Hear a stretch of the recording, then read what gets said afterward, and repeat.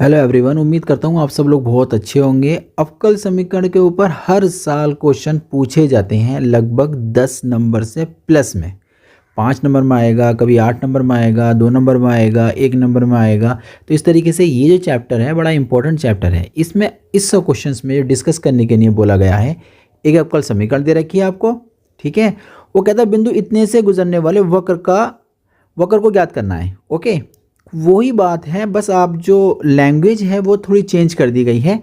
जो आपको अवकल समीकरण दी गई है उसका सॉल्यूशन जो आप फाइंड करते हैं वही सॉल्यूशन आपका वक्र कहलाता है, ठीक है। बस वो वक्र इस पॉइंट से गुजरना है। बहुत आसान है, जैसे आप सॉल्व करते थे अवकल समीकरणों को वैसे ही आप इसे सॉल्व करेंगे। चलिए हम लोग डिस्कस करते हैं अब इस क्वेश्चन को आगे। तो यहाँ पर जब अवकल समीकरण हमारी आ जाएगी तो हमने देखा कि अगर मैं इस वाले फैक्टर को इधर भेज सकता हूँ और यहाँ से x वाले टर्म्स को इधर भेज सकता हूँ तो क्या बनने वाला है देखते हैं।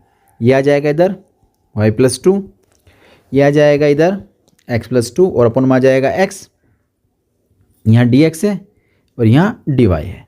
इतना हो गया। अब जब इतना हो जाएगा तो हमने देखा कि यार ये तो सवाल तो हमारा हो गया भाई। dy के साथ सारे y वाले टर्म्स हैं और dx के साथ सारे x वाले टर्म्स हैं, तो हम इजीली सॉल्व कर सकते हैं ना।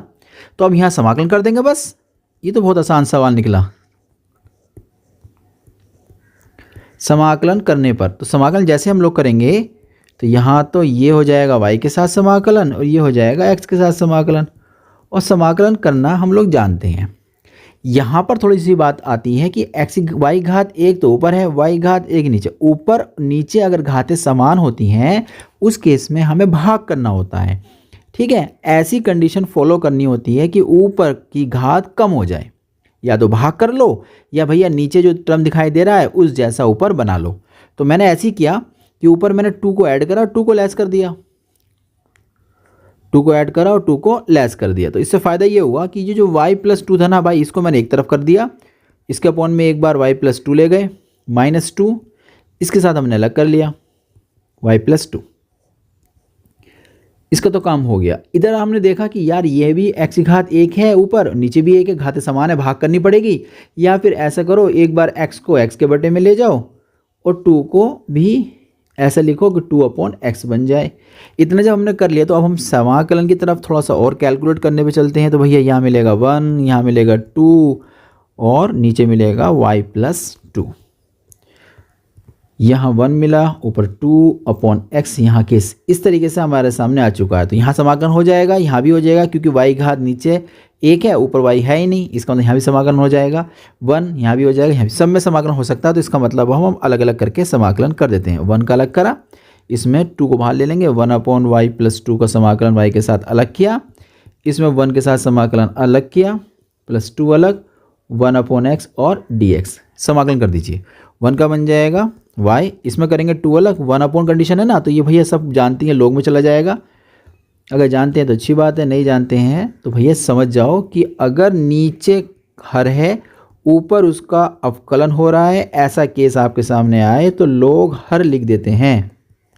अब नीचे है y+2, इसका जब अवकलन करेंगे y के साथ करना, याद रखना, y के साथ अवकलन करेंगे तो y+2 का अवकलन हो जाएगा, y का बन जाएगा 1, इसका बनेगा 0, कुल मिलाकर ऊपर आना चाहिए 1।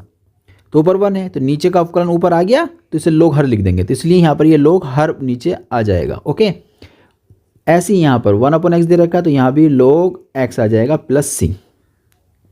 तो भैया जो क्वेश्चन आपसे कह रहा था कि एक वक्र प्राप्त करिए, तो आपने देखो इस अवकल समीकरण को सॉल्व करके एक बार वक्र निकाल दिया है। और वो कह रहा है कि जो वक्र आप ज्ञात करोगे ना वो इस बिंदु से गुजरना चाहिए। तो ये बिंदु जो है हम रख सकते हैं, बहुत आसान है। बिंदु रखने से फ़ायदा क्या, क्यों रखवाना चाह रहा है बिंदु, वो इसलिए कह रहा है क्योंकि जो भाई आपने जो CRD किया है ना, इसका मान निकाल के भी देना है कि भैया ये C जो है आना नहीं चाहिए, ठीक है। लिख देंगे वक्र 1, या ऐसे करो वक्र लिख दो, वक्र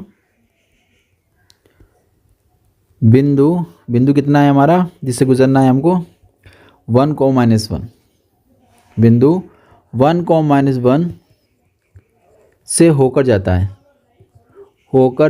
है। तो इस केस में x का मान भी 1 रखना है, यानी मैं दिखा देता हूँ। ये जो है x का मान 1 और y का मान कितना है -1, ये हमें पुट करना होता है। तो पुटिंग कर देंगे इन 1, तो y बराबर हम रख देते हैं -1 और ये आ जाएगा -1 2 log में जाएगी कहानी, log y का मान रखेंगे -1 + 2 हो गया इजिकल टू यहाँ हो जाएगा आपका x की जगह 1 + 2 log 1 और प्लस c, यहाँ हो जाएगा -1 -2, ये हो जाएगा आपका log 1। सब जानते हैं log 1 के बारे में। तो log 1 कितना होता है? log 1 होता है हमारा 0। तो ये हो जाएगा, ये तो log 1 है तो भैया 100 0 ही कर देते हैं इसको, प्लस c, कुल मिला के बचा -1, ये हमारा log 1 0 हो जाएगा तो ये 0 हो गया। इधर बचा आपके पास 1 + c, इधर हुआ -1 = 1 + c। फाइनली c का मान आपने निकाला तो ये जाएगा +1, इधर जाएगा -1 बन जाएगा, -1 बराबर c, तो c बराबर हो जाएगा -2। तो इस तरीके से हमने c की वैल्यू को फाइंड कर लिया और ये हम पुट कर देंगे अपने कर्व में, पुटिंग इन 1। जैसे हम इसको 1 में पुट करेंगे ना तो रिजल्ट हमारे पास कितना आएगा, देखो y - 2 log y + 2। तो अब हो जाएगा हमारे पास curve y - 2 log y + 2 = x, फिर क्या था x के बाद +2 log x c का मान है -2। तो इस तरीके से आपने कैलकुलेट करके इतना खूबसूरत से एक वक्र प्राप्त किया। यही क्वेश्चन आपसे मांग रहा था। तो उम्मीद करता हूँ ये क्वेश्चन आपकी समझ में आ गया होगा। हम लोग मिलते हैं एक नए क्वेश्चन के साथ।